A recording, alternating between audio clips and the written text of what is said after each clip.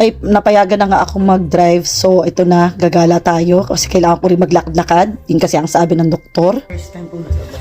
At this one, kailangan gagawin ko. Boy, I miss you so much.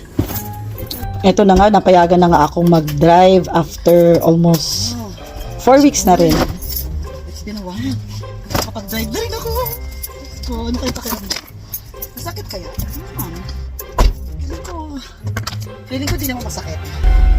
Ginalaw to ng asawa ko yung setting na iba. At dahil nga ang tagal kong hindi nakapag-drive, parang nagalaw yata ng asawa ko yung settings ko. Yung settings ko kasi nakaprogram na. Okay, pili makakapag-drive na ako ulit. Diyos ko, for the first time, mag-drive na ako ulit. Marunong pa ba ako mag-drive? Diyos ko po. Tingin ko di na ako marunong mag-drive.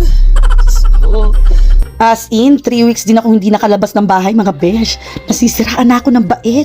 Kasi, tagal-tagal ko hindi nakapag-drive. Talagang favorite ko ang mag-drive. So, minarapat ko na mag-long drive para sa aking first day ng labas. Initially, dapat magka-crabbing yung kaibigan ko. Sasamahan ko lang siya. Habang ako naman, maglalakad habang naghihintay for the crab. Kaso lang, nabutan kami ng maggagabi na. Bawal dito ang mag-crabbing ng gabi. Dapat 1 hour before dumilim, tapos na kami mag-crabbing. Kaya, after namin mag-walking, instead na mag-crabbing, minarapat ko na lang gumawa ng aking vlog. Sayang naman yung trinabel namin dito, yung gas, yung effort, tapos hindi naman kami nakapag-crabbing. Libangan ko lang din kasi ang mag-vlog, mga besh, lalo na't wala nga akong trabaho ngayon. Nakakasira din ang ulo, no? Pero sa totoo lang nag-i-enjoy ako. Ayoko nang bumalik sa trabaho Kaso nananaba na ako, tsaka nakakamiss din yung maglakad. Pagka kasi wala kang trabaho, mapipilitan kang maupo, papapagod kang nakatayo. So, mas gusto ko pa rin talaga na may work. Okay lang sana kung pwede na ako mag-exercise, kaso wala Kaya walking lang talaga yung ginagawa ko. Long walk kahit papano, pero dahan-dahan lang. Rest, walk, ganun yung ginagawa ko.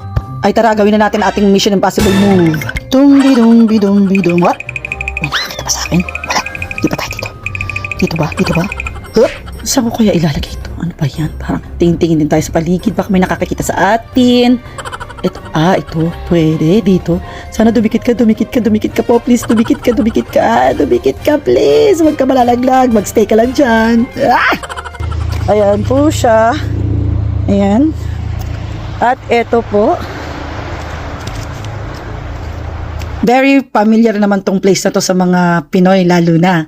So, ayan na mga besh, ang inyong clue. At syempre, ito nga yung bloopers natin mga besh. Sinubukan naman namin talaga magtago dito kaso talagang ayaw dumikit. Tapos may nakakita pa sa amin. At dito nga sinubukan din namin magtago dito kaso nga may nakakita sa amin. Buti na lang hindi niya kami nakita doon sa second attempt namin. Pero nakita ko sila, binalikan talaga nila yung aming area na yan, yung bench na yan. Kaya mabuti na lang talaga, titinago namin ulit. Sana lang talaga hindi nila binalikan at hinanap pa ito sa ibang place. Sayang naman yung effort ko. Nagpapasalamat po ako sa mga nagpa-participate sa game ko. Gusto ko lang po talaga magpasaya. Kahit na hindi naman talaga ako kumikita ng ganito kalaki dito. In fact, abonado pa ako. Gusto ko lang po talaga mag-entertain. Kung noong ko pa ho kayo followers or subscribers, alam nyo po na kumita o hindi ang aking vlog, talaga po ako yung nag-gift every year. Ganyan po ako mag-appreciate ang mga loyal followers ko at subscribers. Hindi ko lang po talaga pinablog. At kung hindi naman po kalabisan, manghihingi lang po sana ako ng like, comment, and share. At kung nagustuhan nyo po ang mga videos ko, mag-follow na rin po at mag-subscribe. Thank you po.